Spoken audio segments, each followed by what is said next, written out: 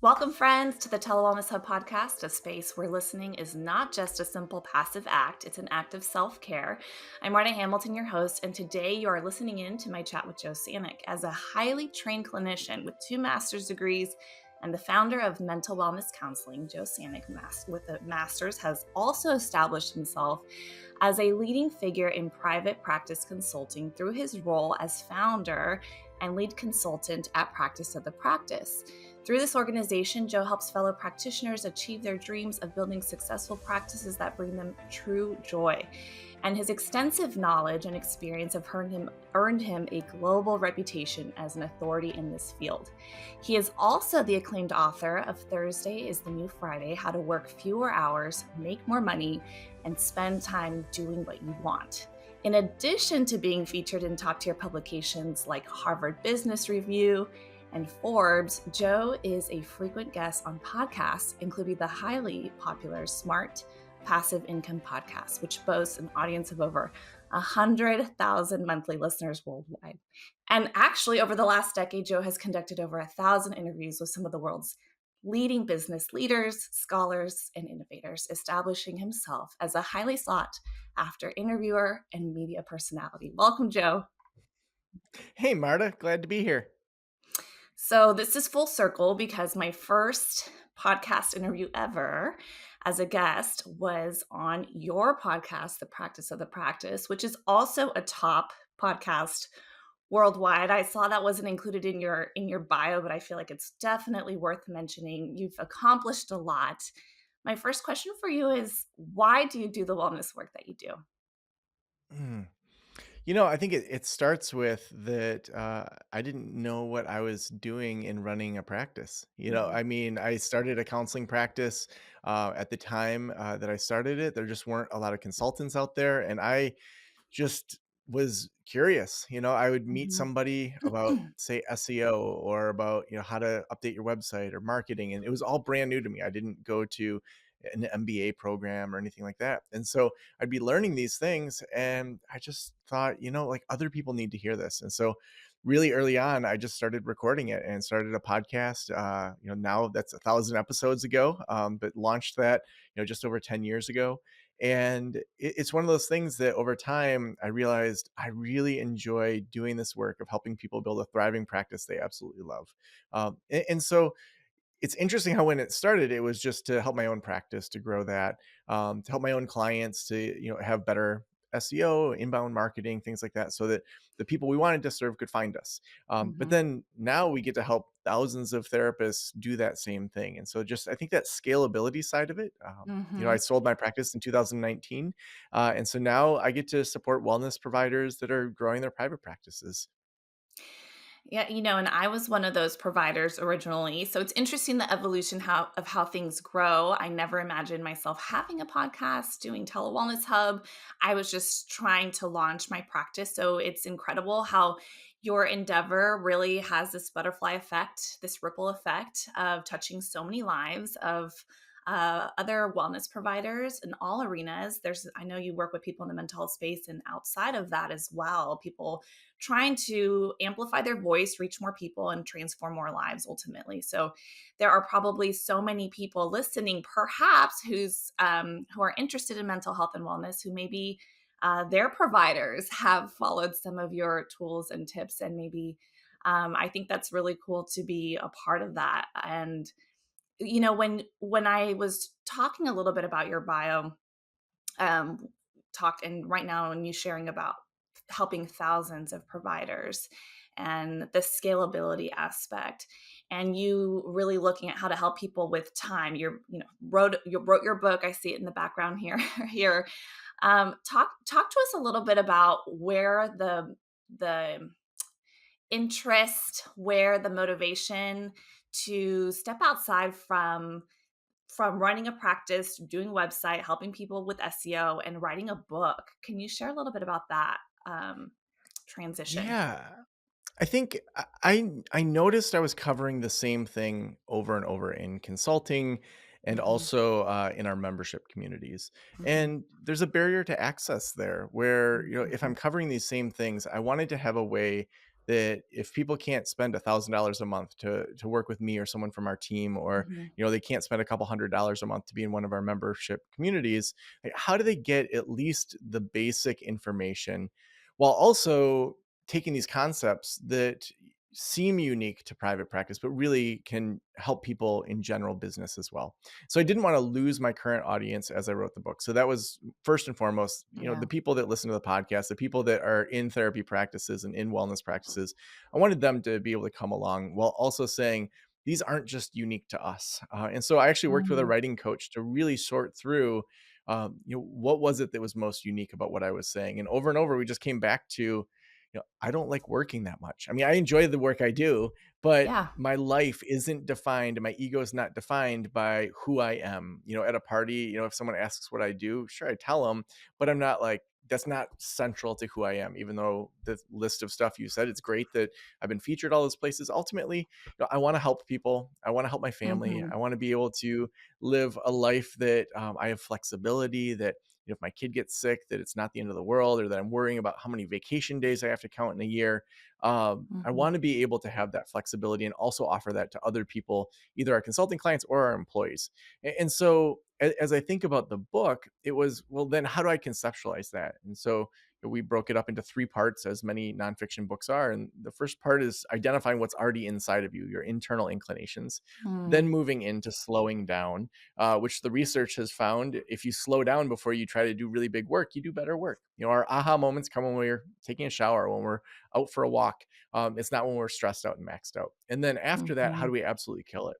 And so that metaphor of, the 4-day work week, or working less, and saying, how do we do that, either practically or in saying, I'm really busy, I can't quite do that, but how do I incorporate those same kind of the neuroscience into how I work so that I can work smarter?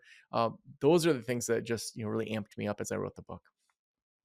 And that's so important with burnout being so high and with providers right now. It looks like 90% of private practice providers are women. A majority of them, 75%, have stated they're burnt out because of the many roles that they play. Like you mentioned, I don't think it's unique to women. Like you mentioned, you want to be able to be a parent and show up for your kids, and be able to show up for your clients as well, to be present and really work on all the things, the continuing education, the ethical and legal standards when it comes to notes and billing and all the things, but also be able to show up, like you mentioned, with intention, and looking at those internal inclinations is so helpful for providers. But you're right, it's not unique necessarily just to our field. So I love that you were able to really hit a large audience with that. When it comes to scaling, you mentioned something that I think is helpful for providers, especially because we work under the billable hour, right? Like we have allotted times for providers, where we can even try to squeeze in, taking a sip of water, bio break. Like our time is really important as providers, but also for the general audience, for people who are looking at how to scale using time. How can you scale using time? Any tips and insight for us? Yeah, I think one thing that I see all the time, in whether it's my consulting with people that are growing practices or even solo practices, in our next level practice program, is people don't have the point of view. Usually, I don't want to make a universal statement, but Right. usually people don't have the point of view that every minute I'm working is time that I'm stealing from my family. I'm Mm, stealing from my life. I'm stealing from my hobbies. I'm stealing from just my own wellness. mhm, And so, if we had that level that you are taking from a different area of your life, that means that when you dink around and you don't do things efficiently, you're stealing from your family. So if we just mm, start with that premise of saying, when you work, let's really work, and figure out what time of day is that for you, when do you get the most done, when are you so burned out that you're doing work that you make mistakes. Like, even just, over the last couple days, my daughters, there was this big IT thing that happened in their school system. And, so they were given school off for 2 days in addition to the break that we just whoa. had. Yeah, like who knows what was going on? Like, even the principal, I ran into him at the barber shop and he's just like, I don't even know what's going on. It's so classified. And so I'm dealing with these kids. I've got all these podcasts going on, and two different groups of people are trying to just schedule something socially. And they both scheduled the same day at the same time, and I had told both of them that I was free during that time because nothing was in my calendar. And literally within about half an hour of each other, both groups with like 10 or 15 people had confirmed that time. So it wasn't just like me and a friend. I worked poorly when I was stressed because now I'm double booked with 2 groups I care deeply about, and Oh, I wow. still, at the moment Mhm. of this recording, don't know who I'm gonna piece out on. Am I gonna split my time? We do that all the time in our business where we're checking emails at night, we're making mistakes, we're submitting Yes. insurance claims that get rejected because we put the wrong code in. If you Mhm. honestly just, like, went and watched Netflix and then, like, woke up the next day and, like, did stuff or whatever you do for your own, like, downtime, you'd probably do a better job with it. And so I would start Mhm. with make sure when you're working that you are working well, that you're using the neuroscience to actually inform how to like do better work during that time, that you're batching your time, that you're doing sprints, that you're understanding that hey, you could do a 45-minute session, always end on the 45 minutes because you're in that 45 to 52 minutes, and schedule your next session right after that. And then do 3 of Mhm. those and then do all your progress notes at once for those 3 or 4 sessions, and then do that very efficiently. There's ways that we can structure our time to be billable even if we're just a solo practice.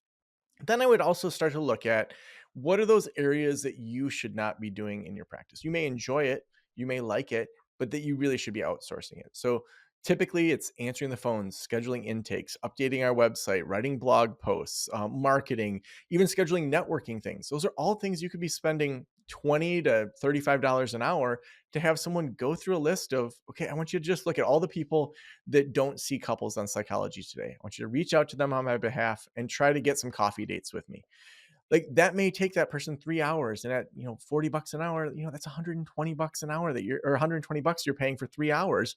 That's one Mhm. counseling session with a mild paying insurance payment. So you Mhm. just multiplied your time from 1 hour of counseling to pay for 3 hours of networking. So as we start to think about that scalability, it's not always hiring clinicians, that may be part of the equation, but even saying, "What's extra draining for me? What's a not great use of my time? And how do I make sure that almost everything I'm doing is either billable or increasing the overall billing of the practice?" Mm. I love that. And so when you it's all a numbers game, right? It sounds like you're just looking at how can I maximize my time? How much time do I need? What is my time worth too? Looking at that and being able to slow down probably so you're not so stressed out and just trying to do the day-to-day things to be able to figure that out. And I probably goes back to those internal inclinations. What do I want to be spending my time doing? Um, how do you then what's your approach to actual goal setting and measuring that progress, especially in a successful practice?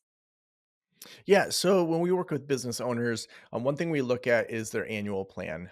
I hate 3 to 5 year strategic plans because who you were 3 years ago, Marta, is way different. I knew you 3 years ago. Oh, The way yeah, you thought there's 3 years ago, like if we had decided what you're doing today based on who Marta was 3 years ago, like you would think too small. And so to yeah. me, it's important to do like 6 to 12 months. And so what that looks like Mhm. typically is looking at 2, maybe 3 key performance indicators. And so Mm, oftentimes that's around sales or, how much money is coming into the practice. Time is usually one of them. And then sometimes we have an extra kind of goal, like we want to launch an e-course or we want to launch something that's a little more scalable beyond the practice. Maybe we're hiring people in.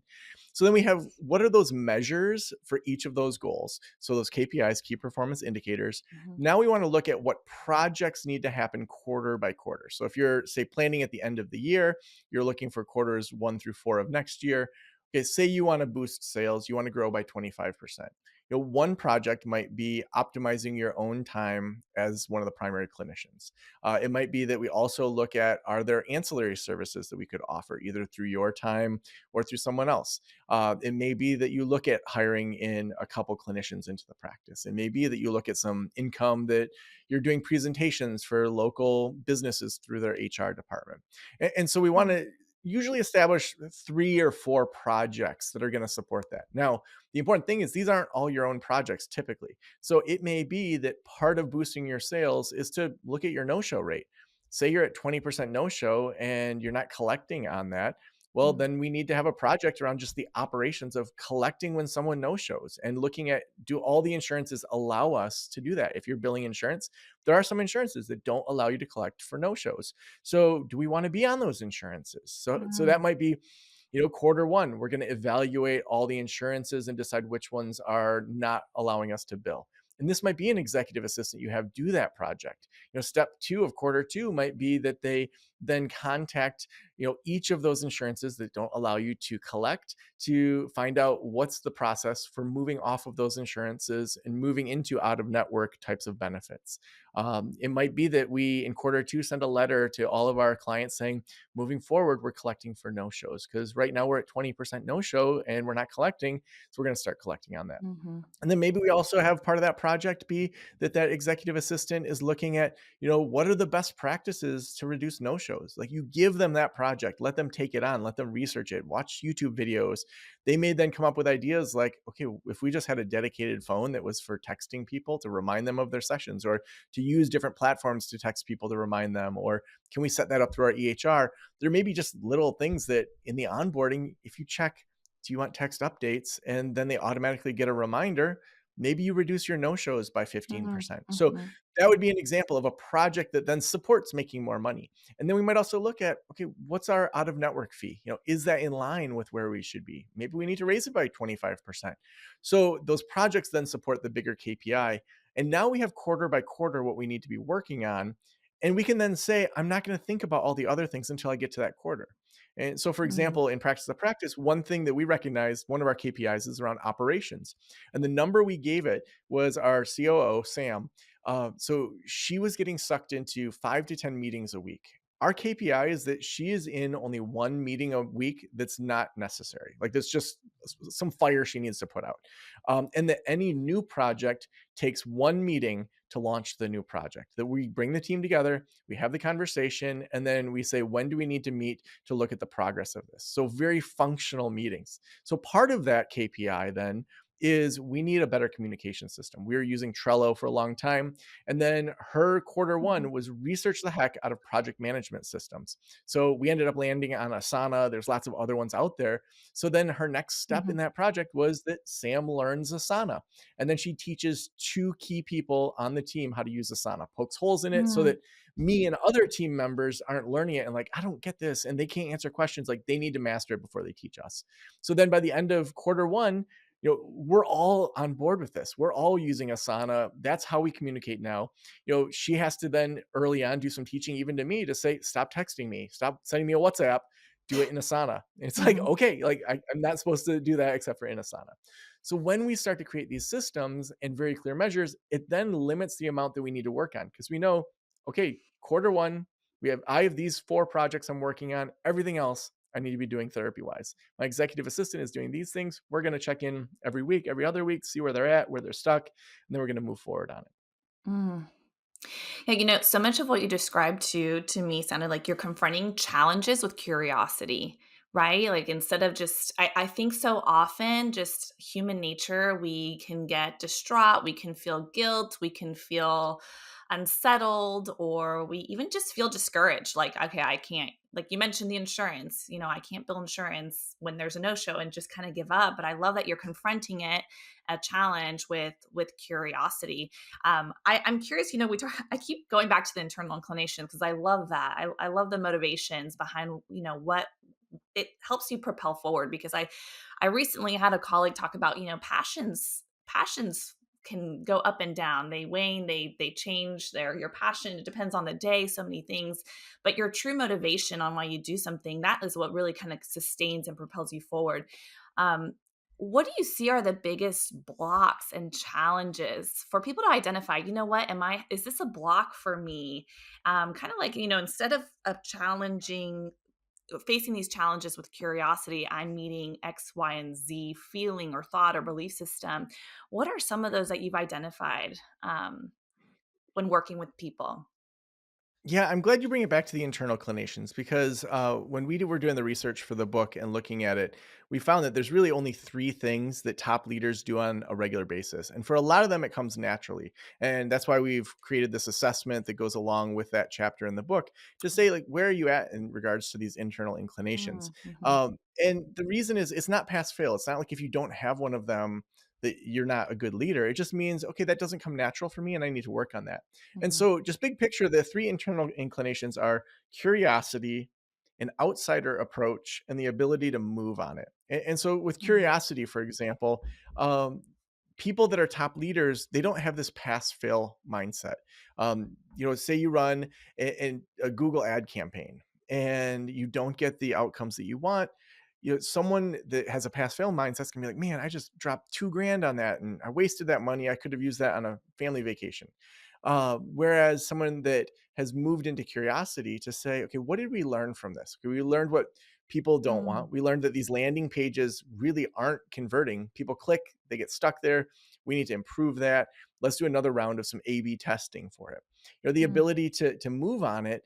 People that overthink things and are paralyzed by perfection, that doesn't help you. In grad school, when you're working on your thesis or you're working on your dissertation, yeah, you want that to be perfect. You don't want to stand in front of your committee and defend it and have them tear it to pieces. You want to feel really strong about it. But most of the time in business, we can adjust. We can put out a minimum viable product, get feedback, and move quickly on it instead of overthinking it. And that outsider perspective, we know that statistically, outsiders have more influence than insiders. You even think about, maybe when you were younger and didn't have your own business and you got a new job, oftentimes that new person is able to question things in a way that those that are already mhm. there can't question it. I Yeah. remember I started working at a community college and they were still like handwriting every progress note in the counseling department and then filing those notes by the day that the person came in, not even by their last name. So if I wanted to Oh. find out where they were, I'd have to like look at a handwritten calendar and be like, well, when did Jane Smith come? And they're like, well, she came in May. Okay, pull that one. It was just bonkers. And so, Yeah. these three internal inclinations, if we can just figure out where we at and then say, I'm going to work on that first, it then sets Mm, us up to be able to slow down well and then to absolutely mm. kill it. Yeah, I love that. When it comes to then a practical approach or orientation for creating that perfect practice, this is more for providers because ultimately, when providers have that ultimate perfect practice, I mean, it just allows everyone to thrive, right? It's just so much fulfillment in their work and so many lives touched, maximized opportunities for appointments and trainings to enhance the client experience. What are some practical approaches for creating the perfect practice that you can describe? We already know, like, okay, it looks like looking at your motivations, taking the assessment that you have, slowing down. Any other tips that you can provide? Yeah, at its most simple, there's only two things you need to worry about. One is how do people find you? And two is what happens next. Like if you just simplify it to that, almost everything in a practice falls in one of those categories. How do people find you? They went on Telewellness Hub and they searched and they found your name on there and said, "Wow, I think I could work with that person." They Mhm, Googled something. They asked on Facebook, "Does anyone know a good child therapist?" They texted their mm, friends. How do they find you? So that's the marketing, that's the branding, that's the just public facing things that you do of general awareness that you exist. And then what happens next? That's the clinical track of mhm, they come in for an intake or they call your front desk or they drop an email or maybe you have an online calendar. You have operations there. You have the clinical work you do, and hopefully you have some sort of surveying. Maybe it's a text message after the third session. Hey, we just want to check in to see how your clinical experience is going. Then what happens when people are done with counseling so that they want to refer to you? Like, do we have any sort of quality assurance? Do we check in on that side too? So if we just simplify it to that, and say, what can I do right now? What's one thing that I can do in the side of how do people find me? Okay, there's some awareness building. Maybe it's networking. Maybe it's this month you're going to just focus on that. What's one thing you can do in regards to people coming in? Maybe you evaluate the intake process. How do they reach out and then what happens? And then we just start to work on those things and say, what are the best practices? We don't need to do it all at once. You can say, this month I'm going to work on just networking and people knowing that I exist in that way. And then mhm, this month I'm going to work on what happens next. I'm going to implement a survey after session 3 and maybe start super simple where it's like very confidential, but mhm. just use a Google form. So there's no identifying information in there. So you don't need to worry about all the business associates agreements. You look for that low hanging fruit. So keeping it simple, because there are a million things you can do to grow your practice, but really, we just want to look at those two sides of the coin. I love keeping it simple. I think it's so easy to overcomplicate things and it's wonderful to have access to information, but it can be very overwhelming, right? Because we can get overwhelmed by our own Google searches and the multiple things that show up and the things that we are shown on different media platforms. So I love that you're keeping it simple. And I am a true testament. I feel like I wouldn't do this interview justice. I found Joe many years ago after my twins were born, and I just had this dream of how could I use my time differently and still be a therapist so I can be at home with my kids. And I Googled and I found Joe, and I love that, you break it down and keep it simple for people to really find a roadmap to find success. So I love that you share with everyone. How can people connect with you? What's the best way? Yeah, so practiceofthepractice.com, we have a ton of resources. We do a bunch of behind the scenes things like website design, social Mhm. media management. We have one-on-one consulting and membership communities. So poke around on the website. The podcast is Practice of the Practice, super easy to find. We have over 1,000 episodes there, so there's bound to be a few things that you'll enjoy. I'd say one of the best things that can be helpful is we have a 28-step checklist for people just getting started, or if you want to audit your practice to say, hey, did I do everything right? Sometimes you do your best at the beginning and you miss a couple things. And so the best way to download that is over at practiceofthepractice.com/new. And then you can just go through that checklist to make sure that you got everything right. You'll get some emails also walking you through those steps to just audit your practice and think through the best way to continue to grow. Awesome. I'd love to include that checklist actually in the show notes. So we'll make sure to include all that information for people so people can find you and just really learn and grow. It's been amazing to watch all that you have done too over the years to help providers and beyond, right? With your book, with your guest episodes on other podcasts like the Smart Passive Income podcast. So really appreciate all the work that you do, and thank you for being a part of our wellness journey.